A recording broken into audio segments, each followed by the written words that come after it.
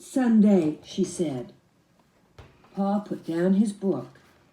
Laura, he said sternly, come here. Her feet dragged as she went because she knew she deserved a spanking. But when she reached Pa, he looked at her sorrowfully for a moment, and then he took her on his knee and cuddled her against him.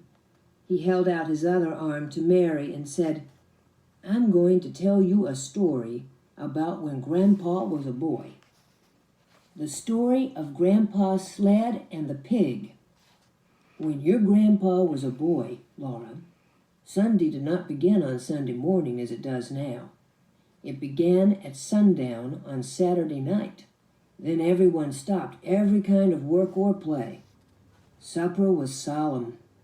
After supper, Grandpa's father read aloud a chapter of the Bible, while everyone sat straight and still in his chair. Then they all knelt down, and their father said a long prayer. When he said, Amen, they got up from their knees and each took a candle and went to bed. They must go straight to bed with no playing, laughing, or even talking. Sunday morning, they ate a cold breakfast because nothing could be cooked on Sunday. Then they all dressed in their best clothes and walked to church. They walked because hitching up the horses was work, and no work could be done on Sunday. They must walk slowly and solemnly, looking straight ahead. They must not joke or laugh or even smile. Grandpa and his two brothers walked ahead, and their father and mother walked behind them. In church, Grandpa and his brothers must sit perfectly still for 2 long hours and listen to the sermon. They dared not fidget on the hard bench. They dared not.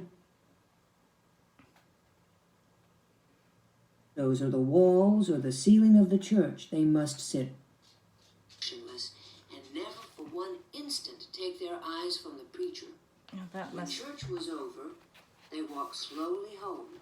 They might talk on the way, but they must not talk loudly, and they must never laugh or smile. At home, they ate a cold dinner which had been cooked the day before. Then all the long afternoon they must sit in a row on a bench and study their catechism until at last the sun went down and Sunday was over. Now Grandpa's home was about halfway down the side of a steep hill. The road went from the top of the hill to the bottom, right past the front door, and in winter it was the best place for sliding downhill that you can possibly imagine. One week, Grandpa and his two brothers, James and George, were making a new sled. They worked at it every minute of their playtime. It was the best sled they had ever made, and it was so long that all 3 of them could sit on it, one behind the other. They planned to finish it in time to slide downhill Saturday afternoon. Something happened here. For every Saturday afternoon, they had 2 or 3 hours to play. But that week, their father was cutting down trees in the big woods. He was working hard, and he kept the boys working with him. They did all the morning chores by lantern light and were hard at work in the woods when the sun came up. They worked till dark, and then there were the chores to do. And after supper, they had to go to bed so they could get up early in the morning. They had no time to work on the sled until Saturday afternoon. Then they worked at it just as fast as they could, but they didn't get it finished till just as the sun went down Saturday night. After the sun went down, they could not slide downhill, not even once. That would be breaking the Sabbath. So they put the sled in the shed behind the house to wait until Sunday was over. All the 2 long hours in church next day, while they kept their feet still and their eyes on the preacher, they were thinking about the sled. At home, while they ate dinner, they couldn't think of anything else. After dinner, their father sat down to read the Bible, and Grandpa and James and George sat as still as mice on their bench with their catechism. But they were thinking about the sled. The sun shone brightly and the snow was smooth and glittering on the road. They could see it through the window. It was a perfect day for sliding downhill.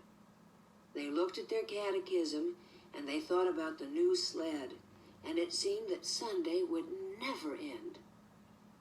After a long time, a snore. They looked at their father, and they saw that his head had fallen against the back of his chair, and he was fast asleep. Then James looked at George, and James got up from the bench and tiptoed out of the room through the back door. George looked at Grandpa, and George tiptoed after James. And Grandpa looked fearfully at their father, but on tiptoe he followed George and left their father snoring. They took their new sled and went quietly up to the top of the hill. They meant to slide down just once. Then they would put the sled away and slip back to their bench in the catechism before their father woke up.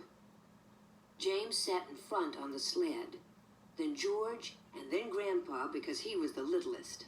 The sled started at first slowly, then faster and faster.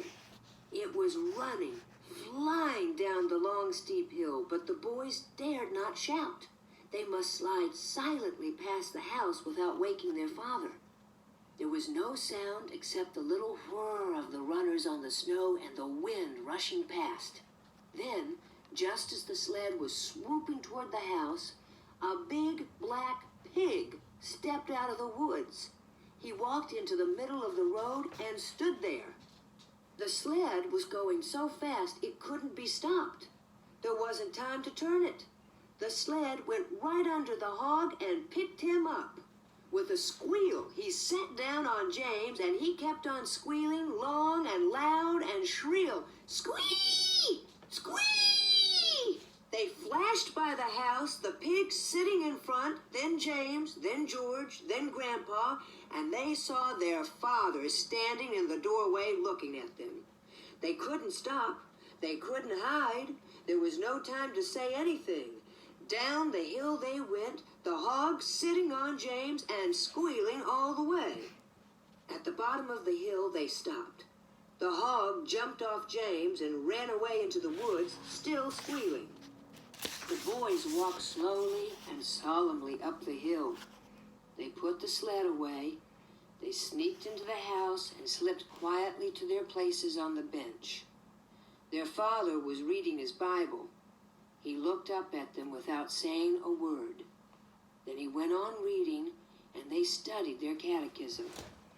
But when the sun went down and the Sabbath day was over, their father took them out to the woodshed and tanned their jackets, first James, then George, then Grandpa. So you see, Laura and Mary, Pa said, you may find it hard to be good, but you should be glad that it isn't as hard to be good now as it was when Grandpa was a boy. Did little girls have to be as good as that? Laura asked. And Ma said, it was harder for little girls because they had to behave like little ladies all the time, not only on Sundays. Little girls could never slide downhill like boys. Little girls had to sit in the house and stitch on samplers. Now run along and let Ma put you to bed, said Pa, and he took his fiddle out of his box. Laura and Mary lay in their trundle bed and listened to the Sunday hymns, for even the fiddle must not sing the weekday songs on Sundays. Rock of Ages cleft for me, Pa sang with the fiddle. Then he sang,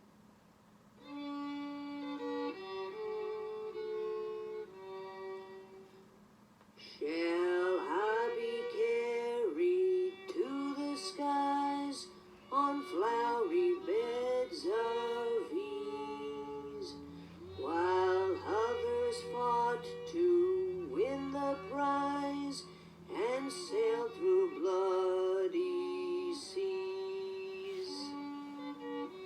Laura began to float away on the music, and then she heard a clattering noise, and there was Ma by the stove getting breakfast. It was Monday morning, and Sunday would not come again for a whole week. That morning, when Pa came in to breakfast, he caught Laura and said he must give her a spanking. First, he explained that today was her birthday, and she would not grow properly next year unless she had a spanking. And then he spanked so gently and carefully that it did not hurt a bit. 1, 2, 3, 4, 5, 6, he counted, and spanked slowly. One spank for each year, and at the last, one big spank to grow on. Then Pa gave her a little wooden man he had whittled out of a stick to be company for Charlotte. Ma gave her 5 little cakes, one for each year that Laura had lived with her and Pa. And Mary gave her a new dress for Charlotte.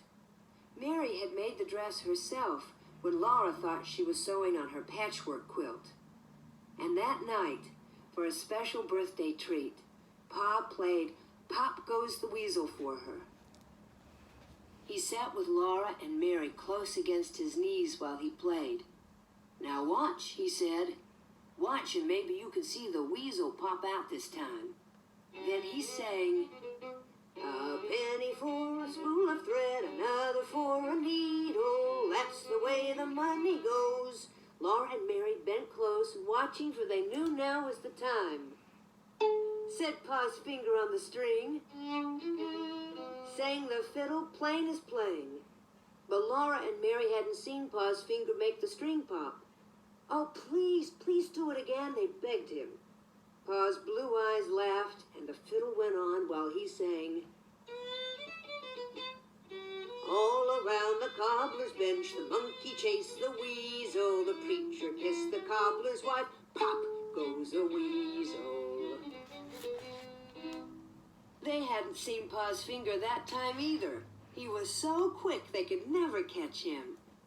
So they went laughing to bed and lay listening to Pa and the fiddle singing, "There was an old darky and his name was Uncle Ned, and he died long ago, long ago. Oh, mercy.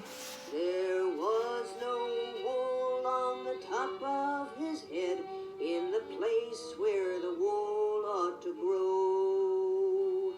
His fingers were as long as the cane in the brake, his eyes they could hardly see, and he had no teeth for to eat the whole cake, so he had to let that whole cake be." All right, well, we will end our story there before it goes any further.